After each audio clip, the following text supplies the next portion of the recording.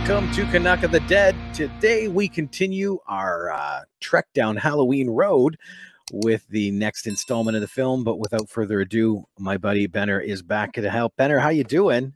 Hey, man. Thanks for having me back. All roads lead to Haddonfield, or all roads lead to this movie eventually, right? Yes, yes. Sadly or not, depending on your view on the film. Now, we are talking, of course, about Halloween, The Curse of Michael Myers. Let's play the trailer to catch everybody up. Do you know why we celebrate Halloween? A long, long time ago, it was a night of great power.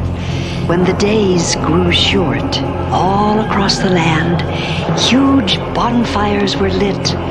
Oh, there was a marvelous celebration, and they dressed up in costumes, hoping to ward off the evil spirits, especially the boogeyman.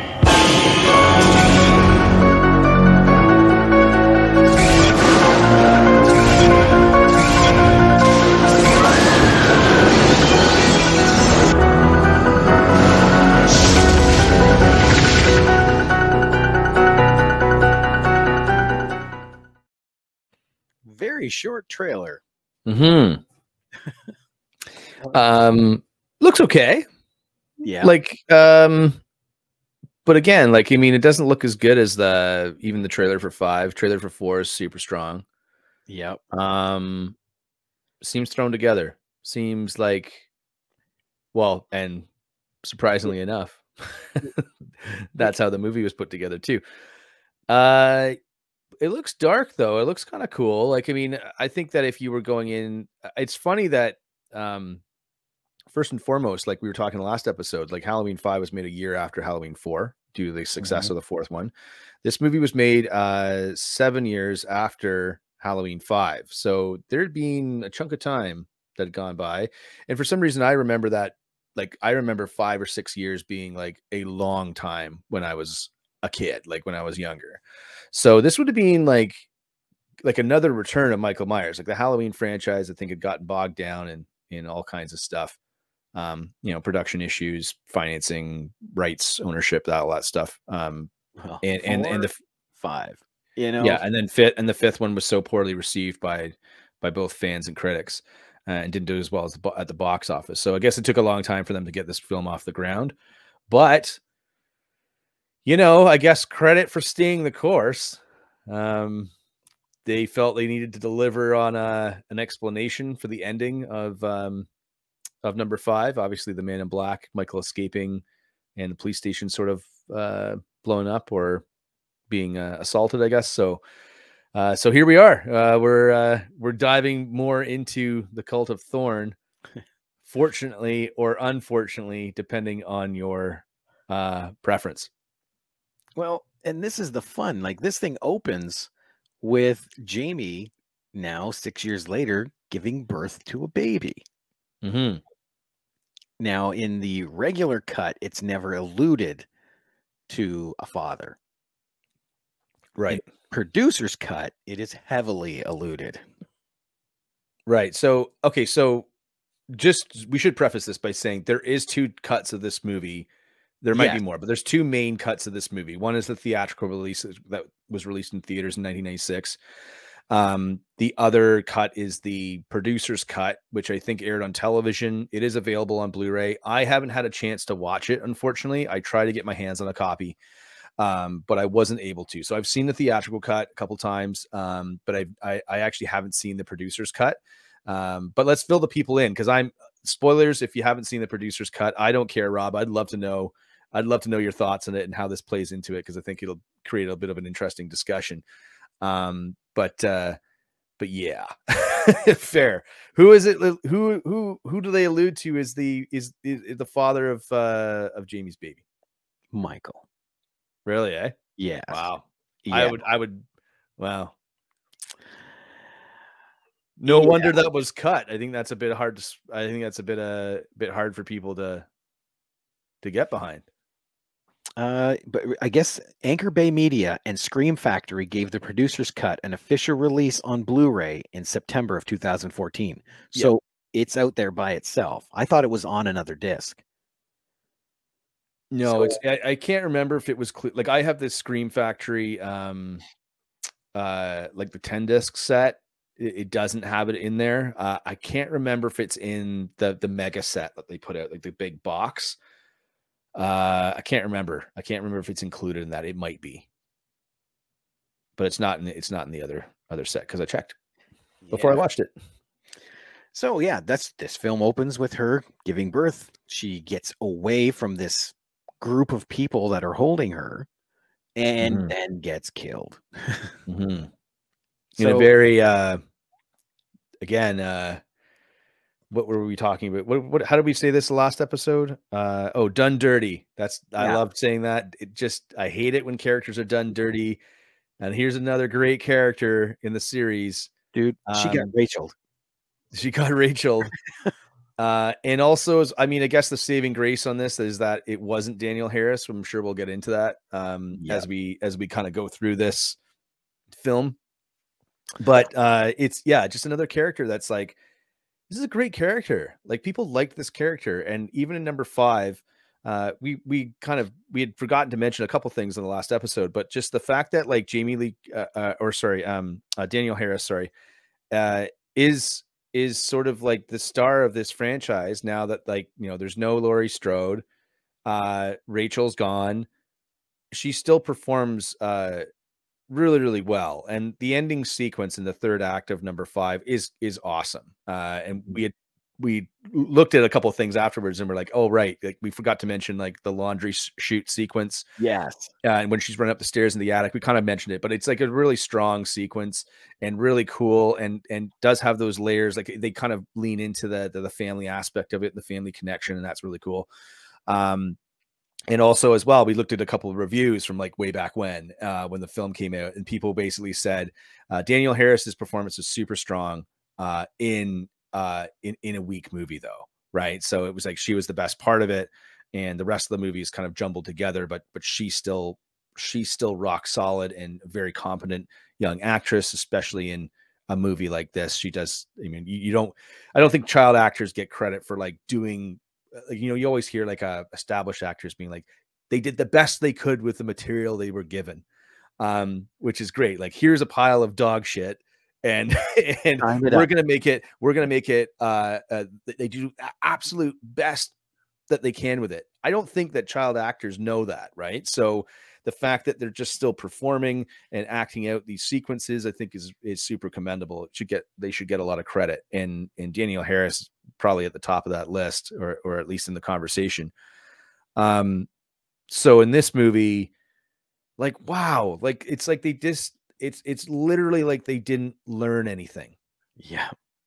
And or they thought they did, and they tried to throw everything at you. Because literally, why are the relatives of the Strodes living in the Myers house? You know, that's nothing but fan service to me.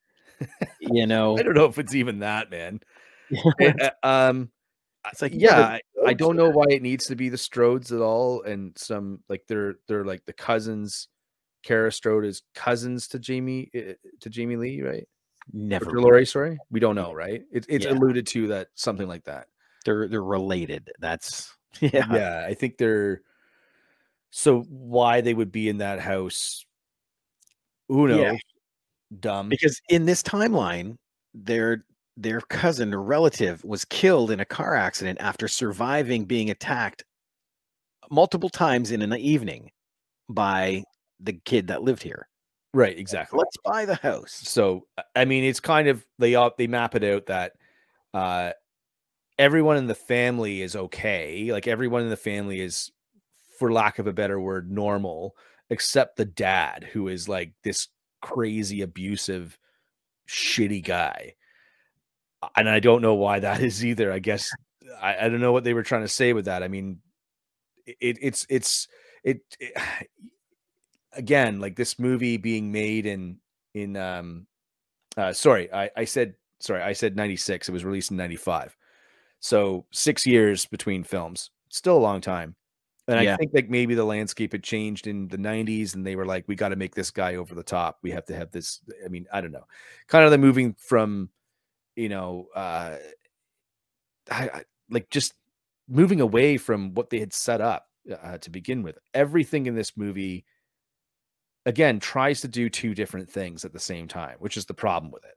It tries to explain what happened at number 5, tries to create this sort of episodic nature to the series while also expanding the lore and, if you want to call it that, and the story behind Michael Myers, while also trying to establish ties back to the original.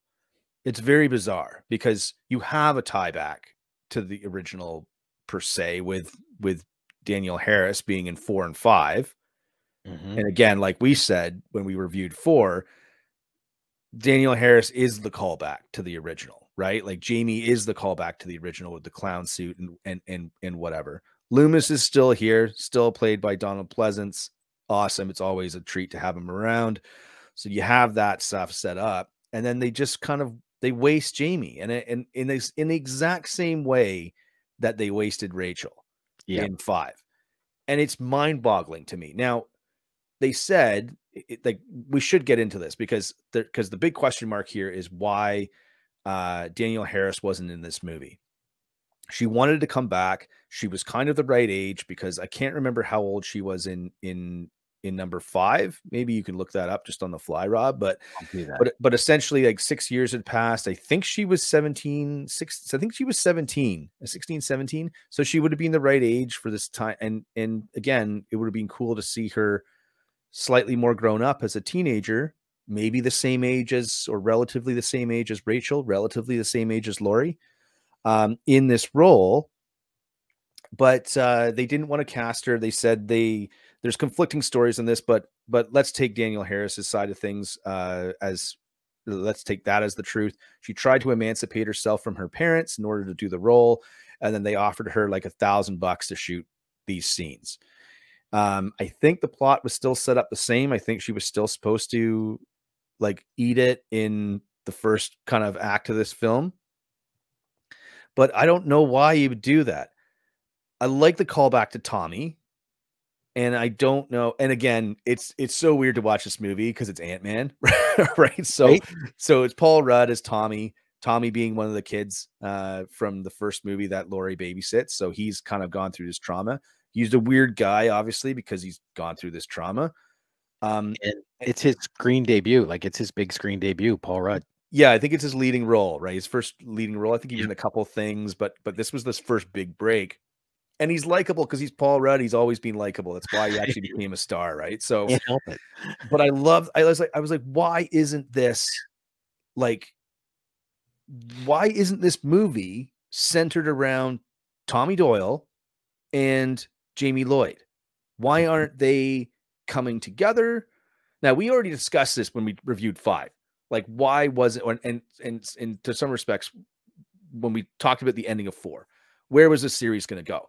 And also, why wouldn't it be cool if Jamie had turned into like potentially a female Michael Myers, or Michael Myers' sidekick, or somebody else that would have figured into the plot in a way that would have kept Rachel around, etc., etc., etc. If that sounds confusing, you don't know what we're talking about, go back and watch the reviews on our discussions on Halloween 4 and Halloween 5. Right. But on this film, it's like, okay, you messed up. You got rid of Rachel. You shouldn't have done that. I think that's universally accepted. I've never heard someone say, I hated Rachel. Good. No. Like I've never heard anyone I know say that. So, okay, fine, whatever. You still have Jamie Lloyd as a character, and then you've decided to cast Tommy Doyle. That's kind of a cool idea. Why isn't that, like, not saying that, let's say you keep Halloween 5 exactly the way it is, even though we don't like it. Why wasn't that the thought when they were writing this script? It's mind-boggling to me because they're like, oh, well, we got this young actor, Paul Rudd, and he's gonna carry the film for us, and it'll be cool because he's like one of the kids that Laurie was babysitting in the first movie.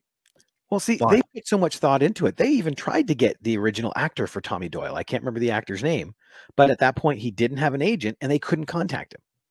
Oh, really? So that's why they went with yeah, Paul no, Rudd. huh? That's So they're putting interesting. that much thought into Tommy Doyle, but yet they're gonna Rachel Jamie. Yeah, and it doesn't.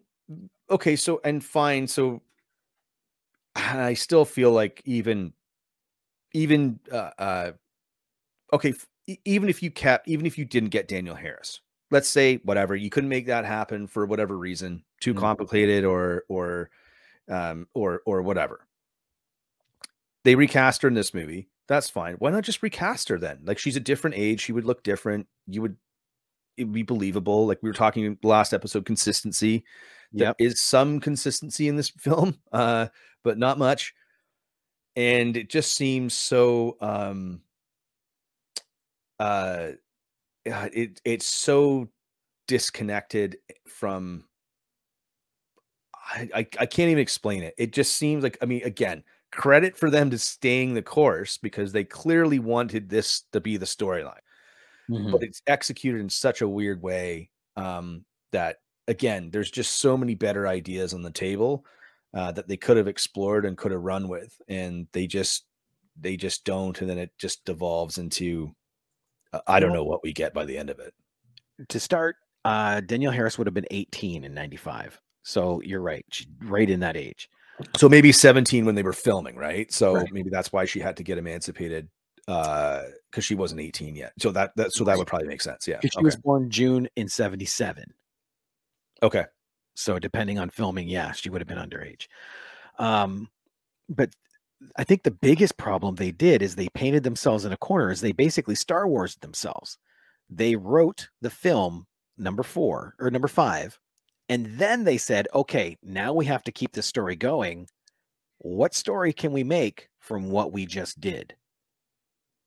You know, they weren't trying to craft a story to follow through. They were trying to craft a story based on this Man in Black they shoved into the movie at the last minute. And it's like, okay, well, where is this going to go? Nobody knew until the film was over and they started on 6 and they said, okay, now we need a story. And you're starting in a hole. You know, to me, that's the biggest problem with the Star Wars, the sequels. You know, JJ did his, and then Ryan came in and said, well, I can do better. And he made his own script. And then JJ came back and made another script, but none of them were meant to work together. And that's 5 and 6 are the exact same thing.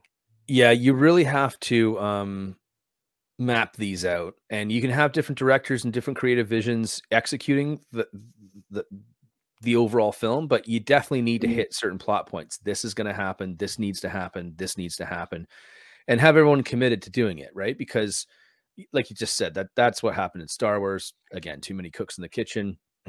Everyone wanting to do their own thing, create their own stories and tell whatever, you know, BS they wanted to talk about, whatever.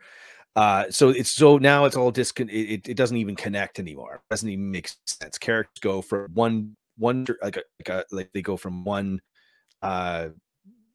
particular they're one particular person, then they change into a completely different character the next movie, and then the next movie, and it doesn't make any sense because people don't react like that. And people will say, well, this isn't real world and this is just the movie. It's like, great, but it's got to be believable because the audience that's watching you and watching your story and watching your characters is going to kind of think about that in the back of their mind while they're watching that.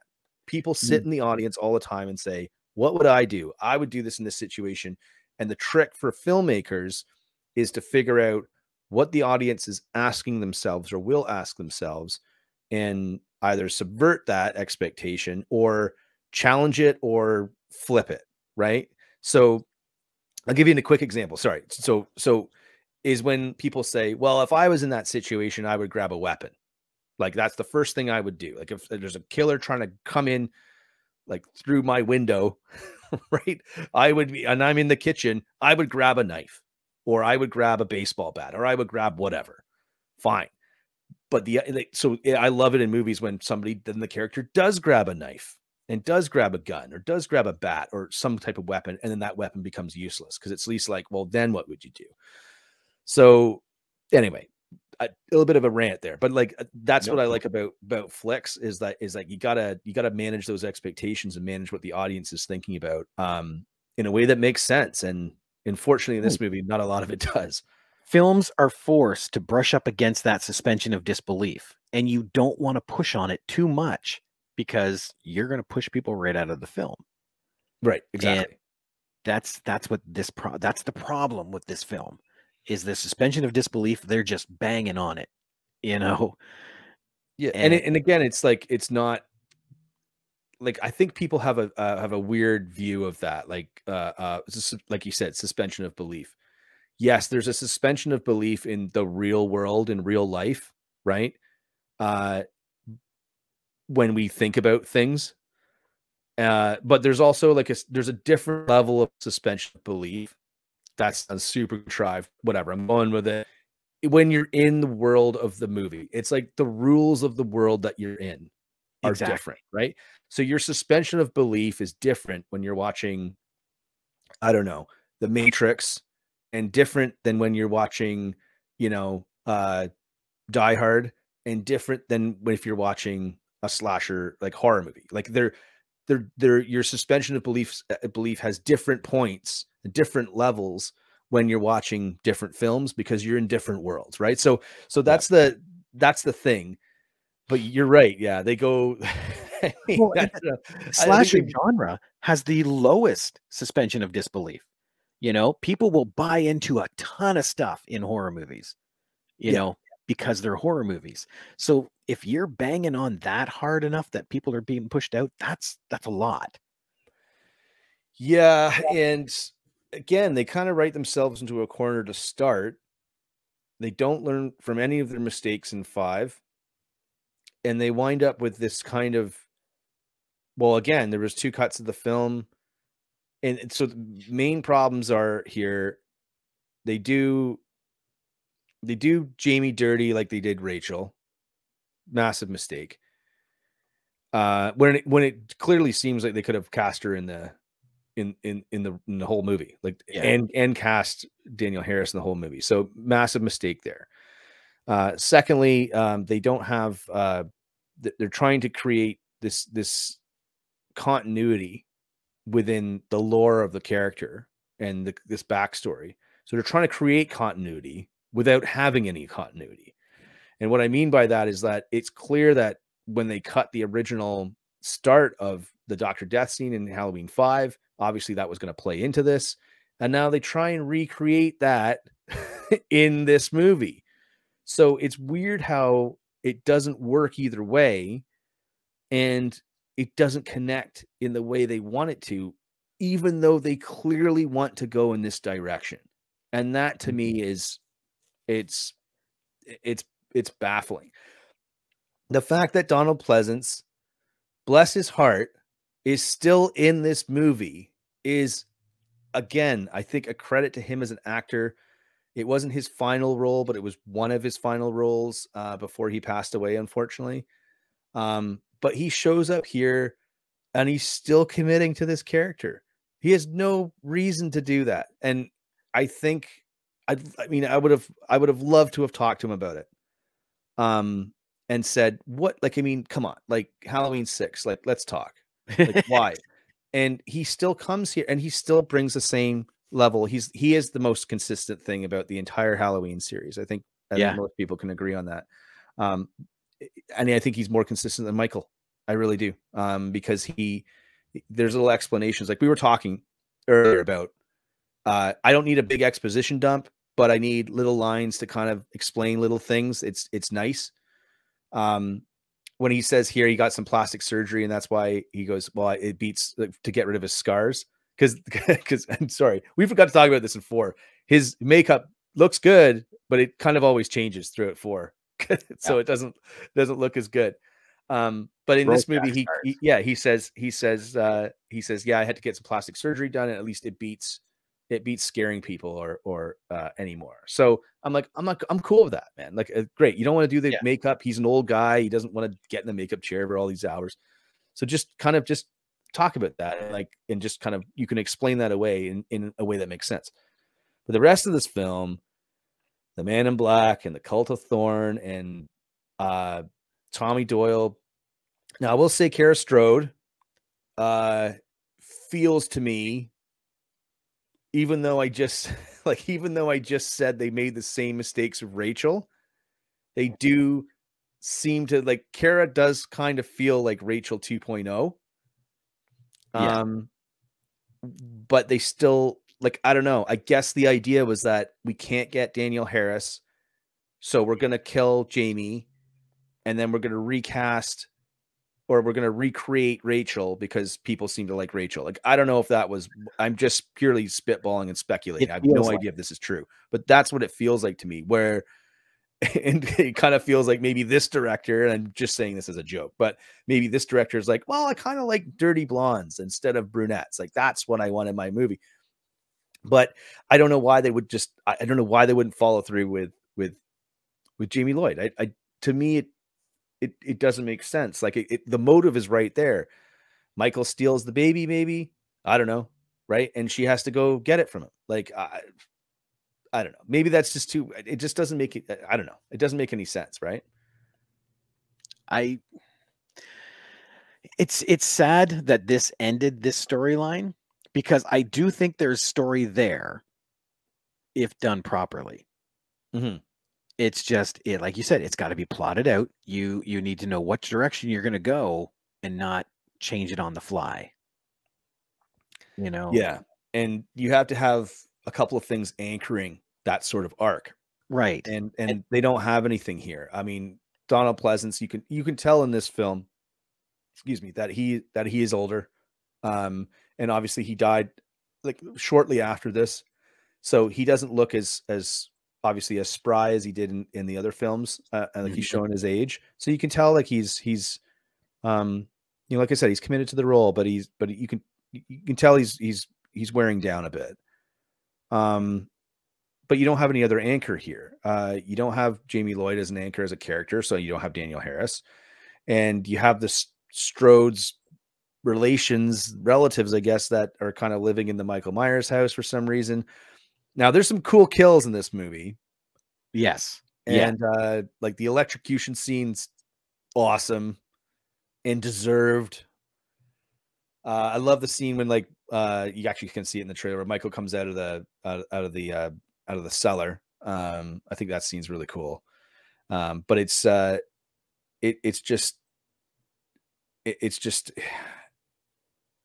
just really weird how they delivered on this. Now, have you seen the producer's cut?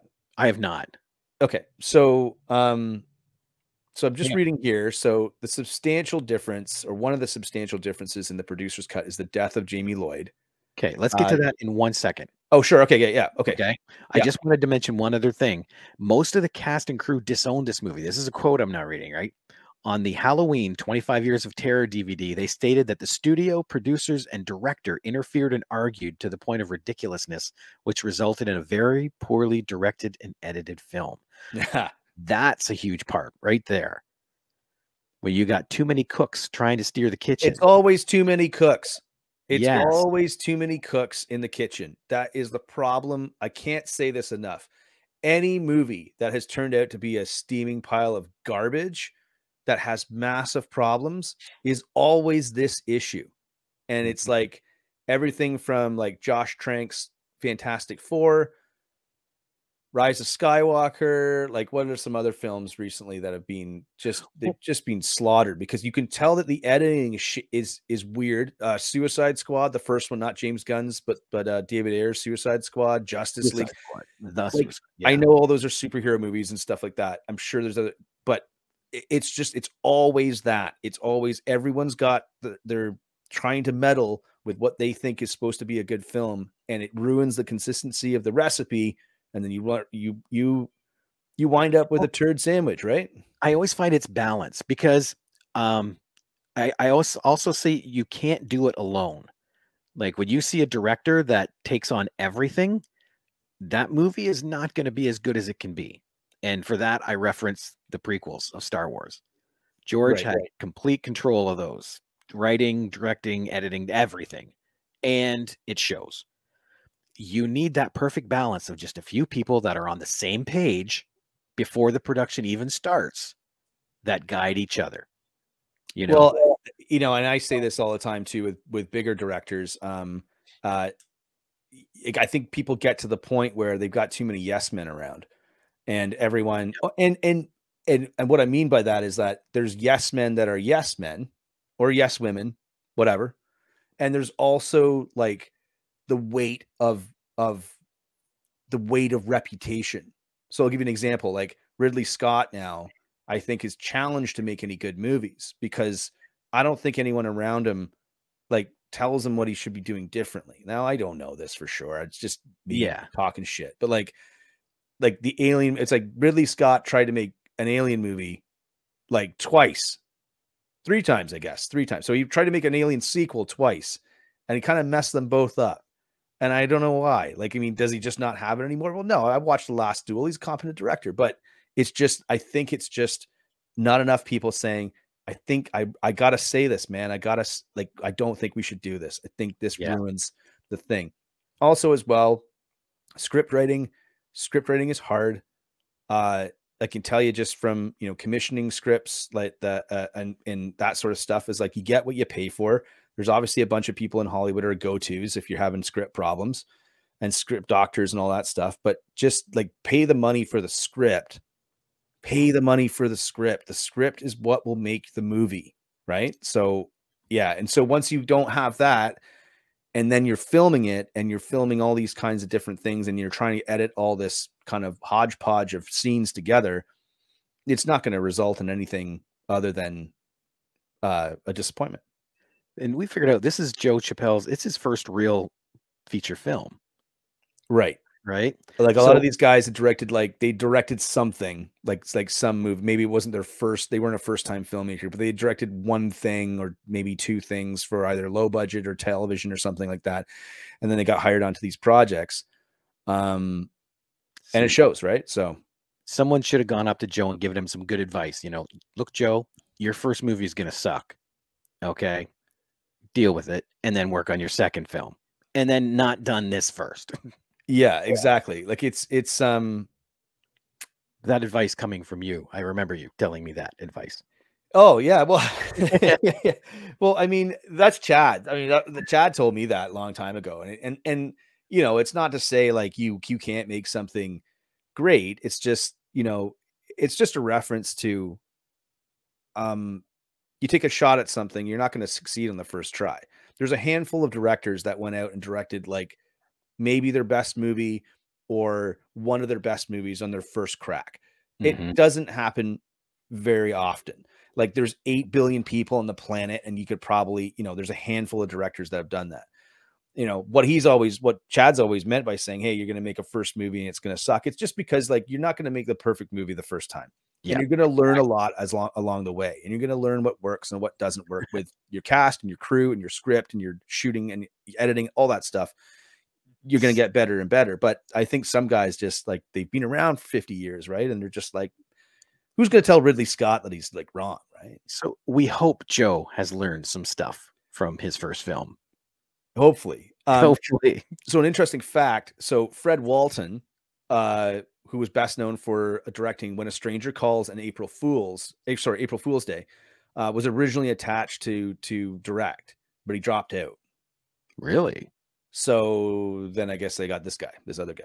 So probably because they were, I don't know when he dropped out, but I mean, again, that's a guy that has got some pedigree in the horror space, probably would have made a better film. Yeah. There was reshoots on this in early 1995. So this, I guess originally the filming had started in late 1994. So that would explain why Danielle Harris was trying to probably get emancipated from her parents. She wasn't quite 18 yet. Of course, she wasn't cast at the end of the day. And then they did some reshoots, which would probably relate to the fact that there's a producer's cut and this new theatrical cut, which is, that makes sense. I'm not sure.